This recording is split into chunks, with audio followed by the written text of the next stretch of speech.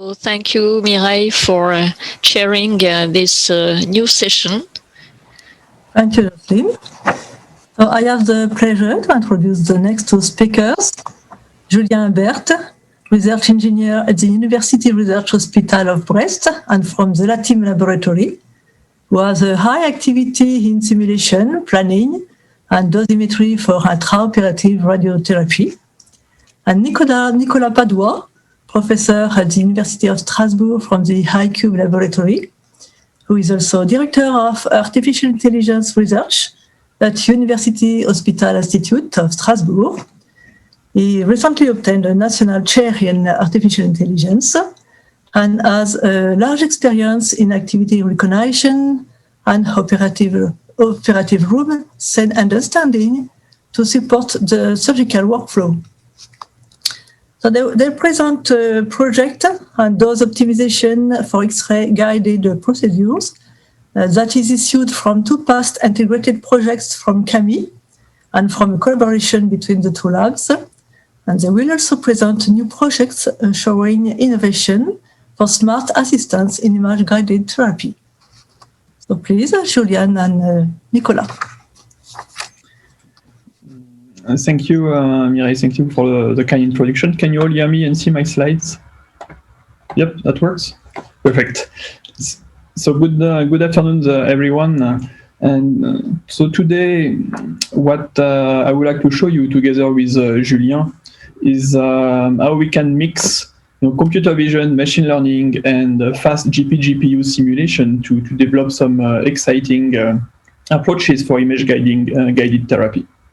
So first, and as Mireille mentioned, most of those projects have been either directly funded by CAMI or are born from past CAMI projects. So to give you a little bit of context, let's take a look at the modern operating room. As you all know, such a room has seen a large increase in the use of electronic devices, so such as imaging modalities, monitoring devices, cameras, integrated operating rooms, and so on. And each of those new technologies usually contribute to improve the surgical outcome as well as safety. However, if you look at the vast amount of data generated by all those equipment taken together, they are largely unexploited. And in fact, for most of the persons who are in the room, modern technologies may rather lead to data and cognitive overload, and also to a more complex workflow. So this is in fact too much to process for a human, and this is where the strength of artificial intelligence lies. So the question that we are looking at in general is how can we harness the wealth of digital information that we can find in the operating rooms to develop new methods to assist and improve the surgical workflows.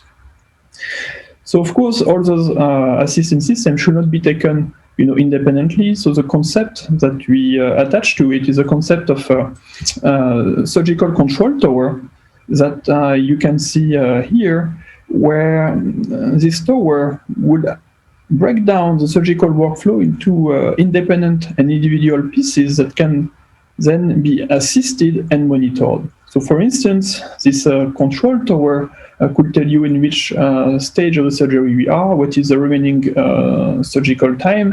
For instance, to call the next patient. It could also tell you that there is, perhaps a safety issue in another OR. It could monitor the radiation received by the clinician in one room or by the patient during another image-guided procedures and follow the surgical workflow. And so today what we would like to do is to show you three applications that will fit very well in this surgical control tower.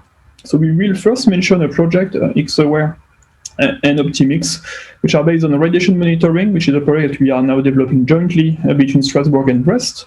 And then there are two projects from each side that illustrate very well this concept of smart image-guided therapy. So first of all, let's start with X-ray safety monitoring. So it's a project that started in 2013 with some funding from the LabX CAMI, IHU Strasbourg, and a few other institutions, and that led to an ENR between Strasbourg and Brest. So it is born from the fact that with the increasing amount of X-ray-based procedures, clinicians and patients are more and more subjects to ionizing radiation, which can be dangerous for unprotected body parts, especially over long term. So it can lead to lens injuries, cataracts, and cancers. So of course, there are some protective measures in the operating room, for instance, LED aprons, LED screens, and also measurement devices like TLD dosimeters. But many studies have shown that this is not sufficient, especially because the doses depend a lot on the type of surgery and the type of body parts that you look at, and a lot of parameter influences the field of radiation in the room. And all those parameters interact simultaneously. For instance, the doses measured on the TLD dosimeters, one on the chest, it has been shown that it is not correlated to the doses received on the hands or on the head. So what can we do about this? So what we had in mind was to develop a context-aware system that goes beyond the use of the personal dosimeters and beyond the use of floor graphs that are not taking into account the current layout of the room, to develop a context-aware assistance system based on augmented reality that can give you the real dose exposure in real time based on the current positioning of the staff, lead shields, and equipment. And this can then lead also to some more objective analysis about the doses that are received and potentially to optimization of the workflow and of the room. So we have built a prototype of this work that you can find, for instance, here in Strasbourg, if ever you come and visit, where what you have is a system that captures with videos the surgical activities and then shows you the simulated radiation in the room, as you can see on top with a volume rendering of the radiation, and at the bottom with the doses on the different body parts. And you can see the doses received by the patients on the right. So to do that, we rely on a multi-RGBD camera system mounted on the ceiling, and it is used to analyze the activities in the room, knowing where are the staff, where are the equipment, and this is then injected into a physics simulation system. So what you see on the right, for instance, we can say that the table is in carbon, we have a patient in water, and so on. You can then simulate the propagation of the photons, which gives you a cloud of radiation that can then be overlaid in the view of the camera. So this is the X-Aware project. But when we did this work, we realized to be able to be efficient, have a good system in ZOR, and to do more, such as optimize the positioning of the C-arm to minimize the radiation in the staff around the patient, we need to be fast in terms of simulation. And this is when we started to discuss with the lab team, especially with Julien and Dimitris in Brest, to be able to integrate their expertise in physics-based NGP-GPU simulation. And so this has led to a few works, including this one that we see here, where we are using this fast simulation to optimize the positioning of the C-arms. And this has also been done through a PhD thesis co-funded by Camille with Nicolas Loy-Rodas. So it was a start, and it led also to an ENR project that is focusing on the more fundamental aspects of this research, especially how can we be even faster in terms of simulating the doses. So here we show some work also co-funded by Camille through the PhD thesis of Matteo Villa, with between Strasbourg and Brest, where he has been working with Julien on simulating the doses received by the patient, but via machine learning methods. So we are using the fast GPU simulations to generate a database from which deep learning models are trained on. So it's really exciting because now we move from a simulation that was lasting 5 hours on the CPU and then accelerated to 6 seconds on the GPU, now to 60 milliseconds. And so it's really exciting because it gives a lot of more opportunities for optimizing in real time the position of the shield, of the C-arm, etc. Plus on doing some teaching systems, taking into account the live changes of the parameters, for instance, via augmented reality or virtual reality. And focusing on the patient is one side of the project, but of course we are trying to develop those methods as well to see whether the simulation can be faster for the whole operating room. And in this context, more on the Strasbourg side, we work at optimizing the locations of the C-arm and on the shield using these new techniques developed by Brest. And what you can see here, for instance, is at the bottom a setup where the table shield is at the bottom but not positioned, but then we can automatically suggest an optimal position to block the radiation on the leg of the clinician, where you see here a reduction of 14%. Similarly, if you look at the ceiling-mounted LED shields, we can also use the simulation into an optimization algorithm to be able then to position it optimally to reduce the radiations. So just our first initial work in this Optimic CNR project, we have much more to do. For instance, here it is still not taking into account the clinical workflow, is the shield well positioned with respect to what the clinician would like to achieve. But that's our first results here. And obviously, after this, we will be able to design a teaching system, and that we, in fact, are looking forward to implement on both sites, which will be also the first deployment of this project at another institute. So it's really exciting. In fact, not totally correct, has already been deployed elsewhere. We have also transferred part of this project to Siemens. So it's, part of it is in Erlangen. So now I would like to switch gears and to talk to you about another project here from the Strasbourg site that is about monitoring the vehicle biosafety. So it's quite an exciting project. So it is funded currently by IHE Strasbourg and now also by my chair in AI for the more fundamental aspects. And it can be seen as a continuation of some work that you have been doing in the past through CAMI, which was done through the PhD of Andrew Potra-Twinenda. So the idea in this project, and Pierre Janin mentioned this a bit in the morning as well, was the topic of understanding the clinical activities. So what you see here in this video, it's a prototype that you can plug on the endoscopic tower, and it can then recognize in real time the different stages of a procedure here, a cholecystectomy. So it tells you in which of the 7 phases you are, what is the expected remaining duration of the surgeries, and it triggers notifications, for instance, when some specific tools are detected. And when you have been doing this work, you have been then thinking or looking at what will be the best clinical applications to demonstrate this kind of technologies.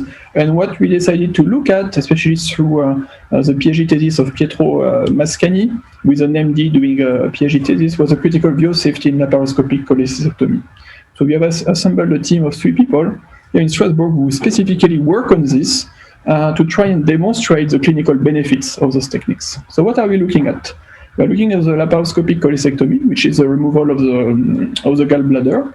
And one of the safety issues that appear in this surgery is bile duct injuries. So the percentage of occurrences may seem rather low because it's from 0.3% to 1.5%, but notice that it's much higher than the rates that we had before, or let's say in open surgery.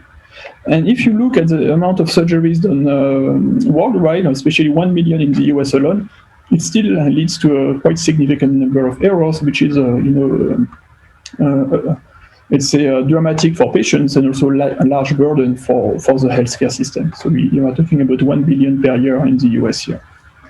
And so there is one recommended step to decrease this type of error, and it's called the critical view of safety. It has been shown to prevent major BDI in 97% of the cases, and it's recommended by all guidelines, and it's also mandatory in the Netherlands.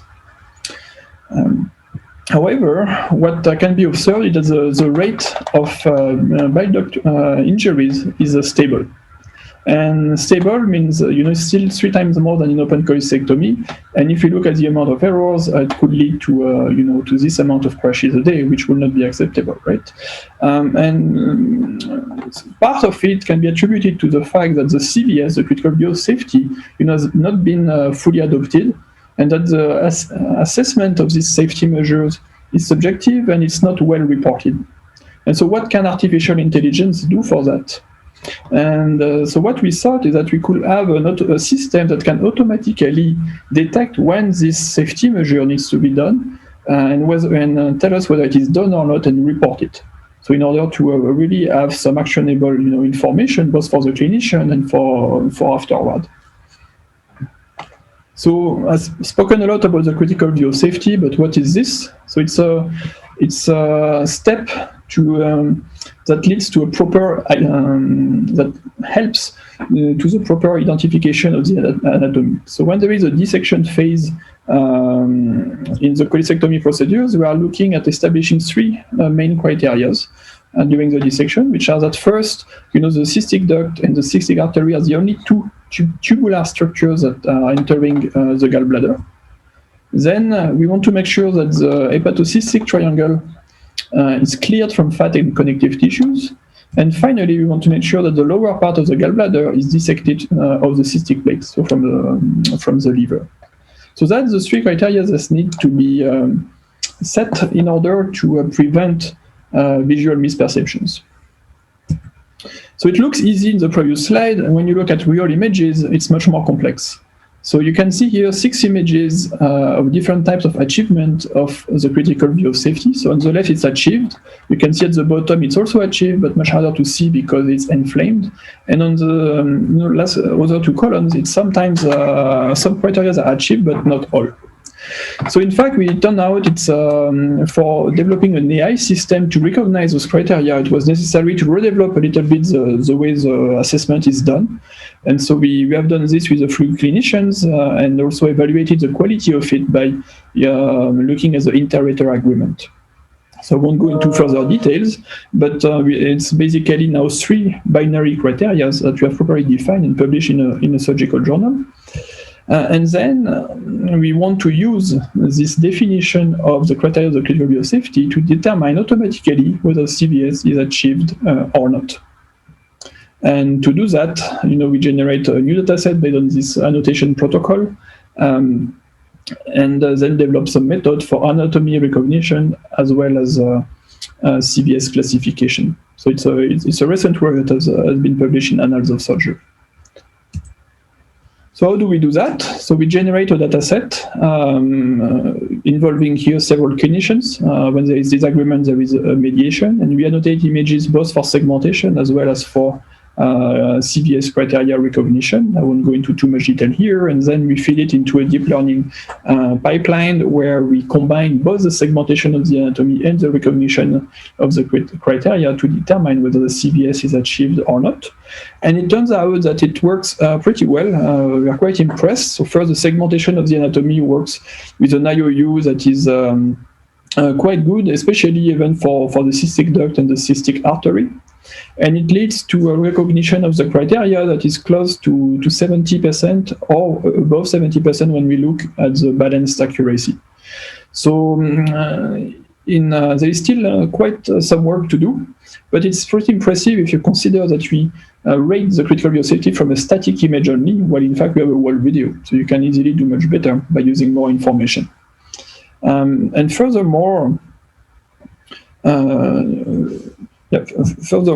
furthermore, there is a lot of additional methods that you can investigate for improving this type of work, especially if you wanted to generalize across different types of institutions. And so here you can see some of the visual results of the method. So you can see 4 different types of images where you can see both the segmentation of the anatomy as well as the recognition of the different of the 3 criteria of the critical view of safety. And you can see that the results are quite remarkable.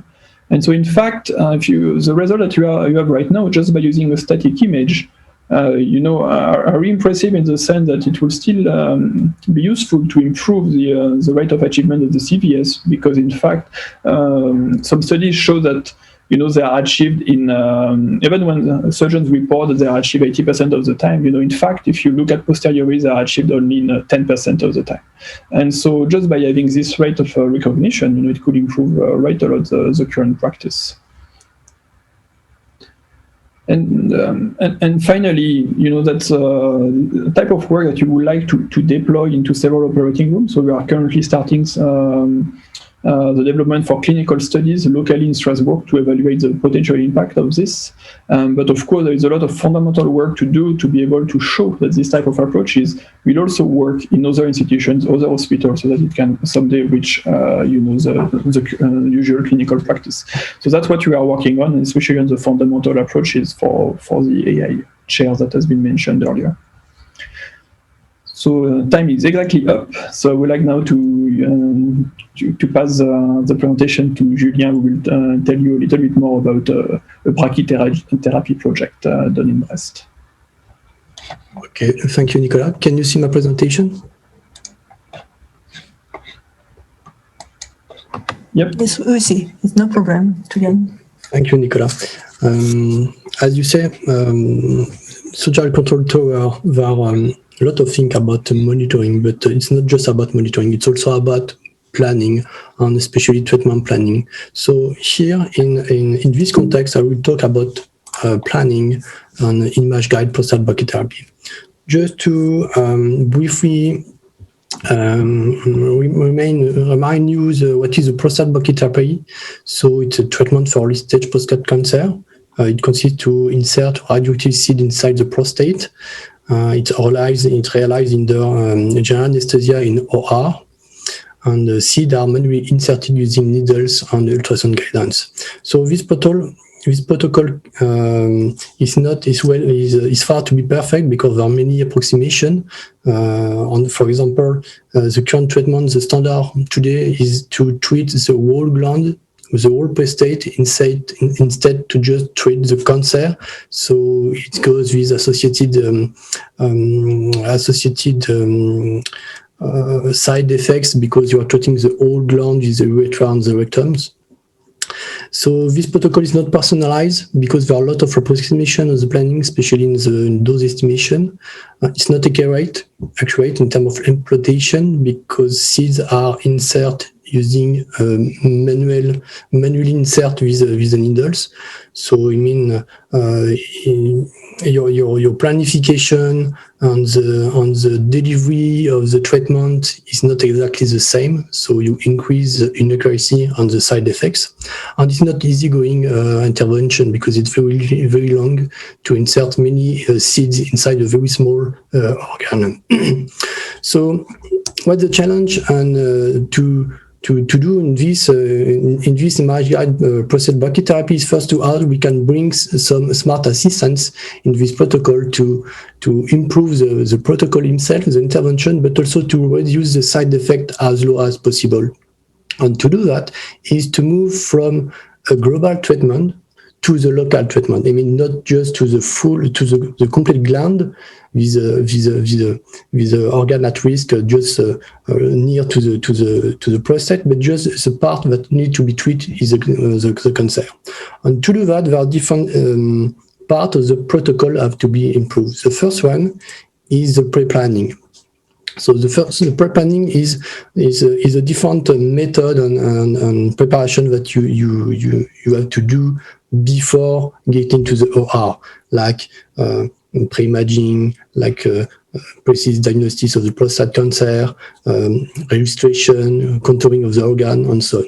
So in this part, there are a lot of things to do, and especially to make the process automatic, in order that there are less human interaction in the loop, and to improve also how we diagnose the prostate, the localized cancer on the prostate, also the staging. Because if we want to move to global to local, we have to be sure to treat the right part of the prostate. The another part that we can improve in the protocol is the planning itself. The planning is performed in the operating room, so immediately you have to be very fast. It's why it's not personalized today in the standard protocol because it takes too long time to do in terms of computation. So here, to really improve the protocol is to personalize the treatment, and especially by using the image of the patient, CT or MRI and so on. The last part of the protocol that can be improved and we can provide a smart assistant is the delivery, is how we insert the needle in the seed with a more accuracy in order to go to the right position of the seed provided by the planning. We know that it's not possible to have the perfect implantation, the seed implantation. So it's why it's also interesting to add a loop feedback in order to do the adaptive replanning or dynamic replanning. So the aim is okay, you are making the mistake because the seed is not around the position, but based on the knowledge of where is the seed, we can do replanning in order to adjust the next position of the next seeds. All of this work on this thematic and improve the global procedure of the brachytherapy was mainly made within the context of two projects. One CAMI project is a CAPRI, and the follow ANR project and Focus in collaboration with the TIMSI and a company on a different hospital from Grenoble and Brest. I won't talk too much about the result of these two projects because we already present many times the different methods that we developed in this project. I will talk more about where we are and where we are going on this on prostate brachytherapy. So the first thing on the first part of the protocol is the pre-planning. So we move massively to a deep learning approach. Why deep learning? Because it's a nice tool, an interesting tool to automatically process information on data with high accuracy. So we are working on different projects. The first one is collaboration with the company Coelis, is smart biopsy planning for prostate cancer. So the aim is you want to treat locally the prostate only where there's a cancer. You have to have a very accurate localization of the cancer and the staging of the cancer. So it's the first project. So it just starts, so I won't talk too much about it. Another project what we are working on is the DELPRED project. It's a project led by ITSC. So we are trying this deep learning to automatically perform segmentation on the pelvis, but not just the prostate, but the all organs in the pelvis region. So it's very challenging. So we need this all information because in the planning we need to estimate the dose on the different organ in order to perform optimization. So in the pre-planning, it's a very important part to have accurate and automatic contouring of each organ. The third project in the pre-planning that we have at the team is working on the harmonization. Why? Because when we're using deep learning, it's depending of the training data set. So it probably work very well with my data from my hospital, but if I try my method in another hospital, maybe it won't work or not as we want, because probably they're not using the same ultrasound probe, some are different characteristics, property on the images, and it won't work. So what we're trying to do is to harmonize the data. I mean, convert imaging the different image to another property of the target images in order to make more generic what the method we will develop in deep learning to be applied in other health institutions. What about the planning? So the planning is performed during the surgery, so we have to be very fast. We propose many different methods in the past. I won't talk too much about it, but in terms of segmentation, edema model, and so on, everything was developed in order to be able to update dynamically during the procedure information to perform the replanning. There one thing what we're missing before it was the automatic detection of the seed of the position, but within the context of the Focus project, the TIMSI developed something very interesting, which is for the needle and the seed localization in the ultrasound. So now I think in terms of image processing for the prostate brachytherapy, we have everything as tool to perform replanning. The only thing that is really missing right now is to have a treatment planning system which is enough fast and accurate to perform a replanning, I mean, several times during the surgery. So we work on this part couple of years ago. So why we work on this issue of the treatment planning system? Because in the clinical standard and software, the treatment planning system, in order to be very fast, there are many approximation. For example, the patient is considered as a liquid water, or for the optimization, they are not using the full distribution of the dose inside the prostate, but only some control point on the surface of the prostate. So this leads to what? You get a plan, but it's not optimal. I mean, the physician medical have to tune the plan during 20-15 minutes after the optimization in order to have a plan which is well adapted for the treatment. So we propose to resolve this problem, this issue of the not optimality of the treatment planning, by proposing a dose engine that use a GPU. So a couple of years ago. So what the purpose is to use Monte Carlo simulation, which is very accurate in terms of medical physics, and use the GPU in order to consider the real anatomy of the patient based on CT image on the real scene models. And in order to have something very accurate and very fast, in this case, to get a dose map, it's performed just in 10 seconds. And in order to find an optimal planning, we consider not just control point on the dose from the surface of the prostate, but the full distribution of the dose. And for that, we develop a new cost function for optimize the treatment planning. So based on this previous work, we recently developed a software called MC Prism, which is the first Monte Carlo-based prostate bacterial treatment planning system, which is capable to have a very accurate planning because it's based on Monte Carlo simulation. It's longer than the standard in the clinical software because you need a few minutes instead of few seconds. But since the final plan don't need to be tuned by the medical physicist, when we compare the global total time of the plan is still faster than the clinical software used in clinics. So I'm talking few minutes. It's okay to get a plan, but if we want to do adaptive replanning, it's still not fast. So we work to improve the speed up of the software of the treatment planning system by again moving to deep learning. Why? Because in deep learning have the capability to predict especially dose, and then we use a 3D unit in order to predict a dose map estimate from Monte Carlo simulation with the aim to improve the speed up of the treatment planning system. So based on data from the hospital, we randomly perform seed configuration and we simulate the different dose, the associated dose map with the data, and we learn and we train the network in order to be capable to predict the dose. This is the result of the work. So we are able to predict a dose map with the deep learning, which is very in good agreement with compared to the Monte Carlo simulation.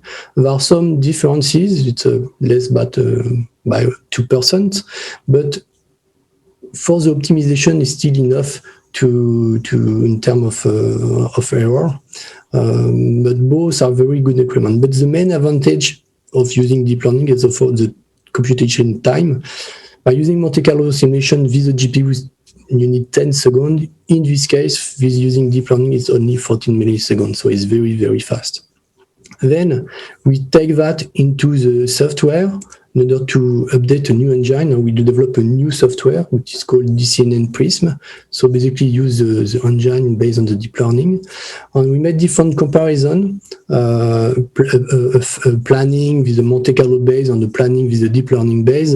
And we find exactly the same plan. There are only few differences. It's less than 1%.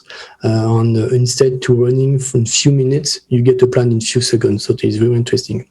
Just to note that the differences between Monte Carlo and the clinical software is 10%, and here the Monte Carlo and the deep learning method is less than 1%. So it's very interesting in terms of treatment planning. So what we're working on, what's the next for the deep learning and the dose estimation? You see there are different kind of application. As shown Nicolas just before, we can use it for radio protection in order to estimate the dose using the patient in interventional radiology. It is used for brachytherapy. So the main issue today in deep learning is that you need to train each time a new model for each medical application, even if in this case particle physics is the same. I mean, the dose deposition in the thorax for CBCT or for inside the prostate for brachy is the same mechanism. So the idea is to try to work in advanced Monte Carlo simulation based on deep learning in order to propose new generic model to predict dose deposition from any application. So we don't need to train. We want just one model to learn how we dose, how we drop the dose into tissue. And this work will be investigated in a new project that we have, our project, which will start in March of the next year. So about the planning, it's okay. Now we are also working in the delivery. So why do we work in the delivery? Because we want to improve the accuracy of how you drop the seed inside the prostate compared to the plan. Because you can have a perfect plan. If you're not able to follow the plan, it's completely useless in terms of the treatment. So there are numerous of robotic solutions in the literature, which is very interesting, but we decide to try and evaluate some things different, especially to have something very, very compact in terms of robotic solution, and also to have a better acceptability for the surgeon. And for that, we work on the parallel robots, on the commonly paid robots, especially for haptic guidance. So a few years ago, we proposed the first prototype, which is a parallel robot, as you can see. And we test it, and if it well, the different clinical requirements in terms of compactness, workspace, accuracy, and force feedback. But in this case, it was only 3 degrees of freedom, only for the translation. So we recently worked to develop a new version in the second prototype, which have a 6 degrees of freedom. So we 3D print it out in order to have some tests on a very, very small and very compact robots. And we are. You saw this video this morning. So with our 6 degrees of freedom, and now what we're trying to do is to estimate if it is a good solution in terms of accuracy, in terms of workspace. We have made some simulation, and now we are trying to with experimental data to confront to know if it's exactly the same as the simulation or the optimization of the design. So we are making different measurements based on visual feedback, on the electromagnetic tracking with the needles to estimate the accuracy and the capability of the robot. So we are still working on it. Just to conclude with a few words, as you can see in the hybrid AOR, in the different medical application for the monitoring, for the planning, for the surgical control tower, there are many challenges to face. One of them is our maintenance the complexity of the clinical workflow as low as possible. Why? Because we are using a lot of new technology, a lot of method, and it's very important to be less as possible intrusive in terms of technology for the patient or the medical staff, and also to have less human intervention on the different process, meaning by that everything have to be hidden on automatic. You have to be completely invisible for the surgeon. The also main concern is the safety and the data security, safety for the patient, but also for the clinical staff. So image guide intervention, because we know exactly what is going, and but also in radiation protection, as we saw in the Optimic project on the XOR, by applying the ALARA principle. But there are also some concern about the data security, the personal data security for the patient, especially because we are recording a lot of data, and we have to maintain the data, would store the data for long term. Everything in the OR is not just about the OR, meaning by that you are not just looking at the planning and monitoring, you also need all the steps before and the step after. I mean, from the diagnosing, for the pre-planning, planning monitoring, but also for the follow-up of the patient. So it's very difficult to have a complete solution by considering everything in the clinical workflow. So 2 points also is a very challenging is a dynamic adaptability. So how we monitor and model the entire workspace, because you need the OR layout, you need information of the staff, we need the patients, so it's really difficult to have everything. And how we perform real-time adaptation, so I mean we need fast computation and monitoring during the surgery in order to have feedback on the unexpected event, to any planning divergence and so on. And the last question is, what is the clinical applicability of the method that we develop in terms of method and technology? What is the generalizability and the transferability to other applications, to other health institutions?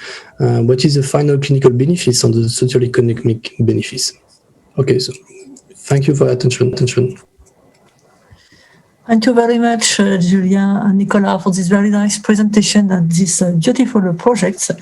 So we have several questions. And I will take the first one from Pascal Aigrou from the LTSI. A question to Nicolas. So, did you consider online dose monitoring and tracking quantification for each practitioner in the operating room? So, on the first system on patient dose monitoring. Yeah. So thanks for the question. Yeah, absolutely.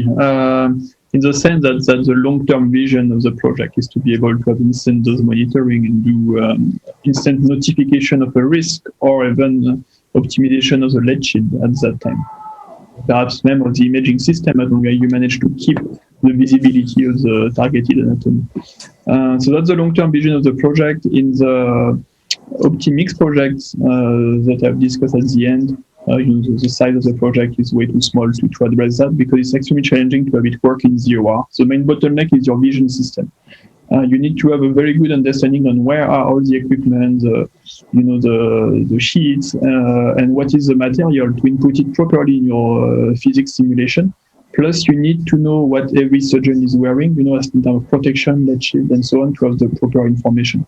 So I believe it will be possible, at some point, but right now we are trying to take it to make it feasible for demonstration and being useful. So that's why we focused on teaching, because the environment is much more controlled in this case. Thank you, Nicolas. So another question from Jocelyn to Nicolas. It's on the second part of the work on laparoscopic videos. For phase recognition. So how difficult is the definition of the criteria with the surgeons? Could they be automatically learned from success, failure, surgery record, for example? So in some sense, the criteria are well defined, because the CVS, was pre-existing the project. It was already in some guidelines, but they are well defined in the literature. But it doesn't mean they are easy to, let's say, it doesn't mean they are well defined for the AI, if you want to annotate a lot of data and to ensure the best agreement. And so that's why we focused on this in redefining them in a binary way, instead of having a scale from 0 to 5, where in the end nobody fully agrees, between the different scales. And so a huge part of the work that taken months was to redefine this properly with the surgeons and deciding exactly how we will annotate the images, because of course it was not done for annotating images at the beginning. And I think the second part of the question was whether we can learn them. I think it will be very difficult, just because the images are so complicated, so complex. Plus, in fact, the CVS is not done much, and that was one of our issues. Even if we record a lot of videos in ZOR, since the surgeon not necessarily following this practice, we get little data where the CVS is done. And so in fact, generating data with the CVS so that we can train a learning algorithm was already a challenging step. So we will need much more data if we wanted to learn the criteria, and even more if you wanted to base it on whether we have a BDI or not, because then the rate of BDI is quite low.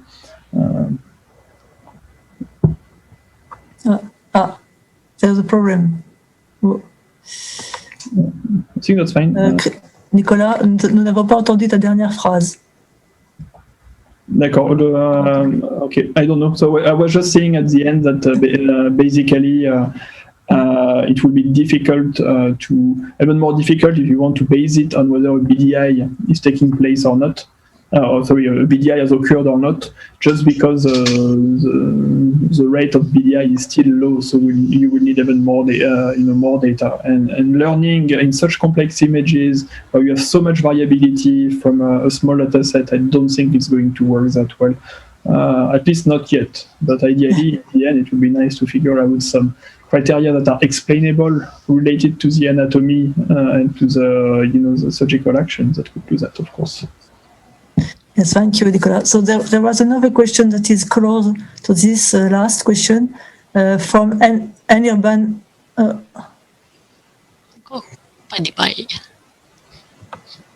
Sorry. Okay, sorry. I look at a question on the YouTube.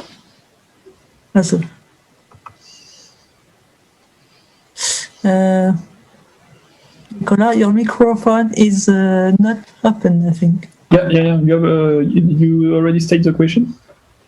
So I have another question from on the YouTube. So from Anirban Mukhopadhyay. Oh, hi Anirban. I'm glad to see that you are watching also from Germany. Yeah, okay. So it's a question that is close to the last one, but it's a question was, can you give us a bit of insight on how to ensure high quality annotation? So no surgeon is trained for segment endoscopic videos, right? Sorry, I didn't catch the last part of the question. It broke up. I should open the YouTube tabs. Yes. It was about the fact that the surgeons were not trained to segment the endoscopic videos. Yes. So they were not, but so we have made some training classes. Yeah. So okay, Anirban just wrote in the chat. So yeah, so it's a large part of the work, and I think Pietro and you and the team were there. Deepak and Armin could tell you more, but they have spent hours with a few of the partner clinicians to properly define the criteria and how to do that.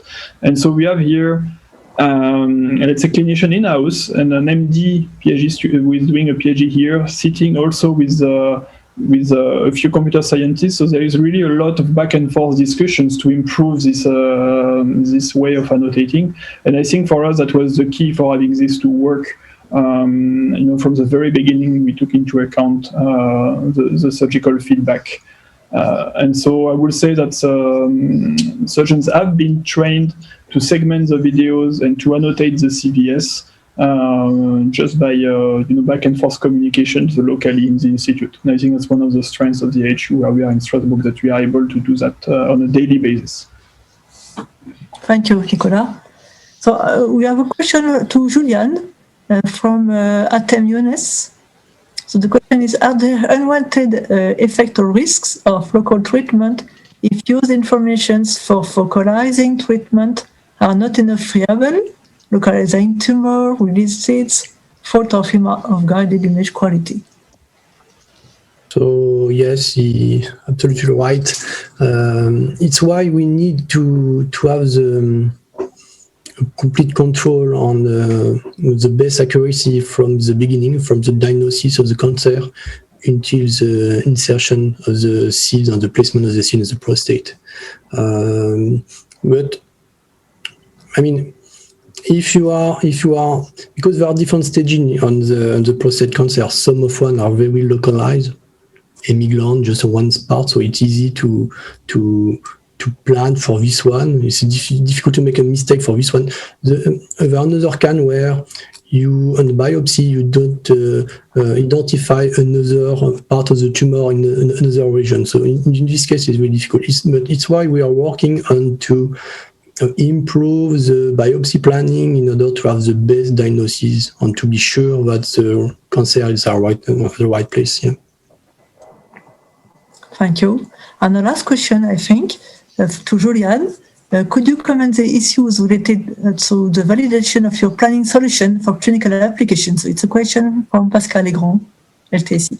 Yeah, it's not really an issue since there are already existing treatment planning system. So you just the first step is just to compare what the clinical standard software give you on our solution. Is something that we already did over I think 20 or 30 patients, I think.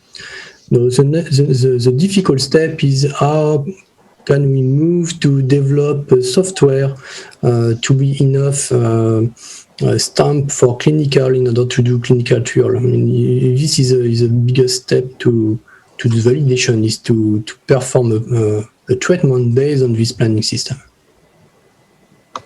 Thank you, Julian. So I think we have to conclude this session to respect time. And thank you very much. Many thanks to the speakers and to the audience for the questions. Thank you. Thank you. Thank you all. Thank you, Mireille, for chairing this session.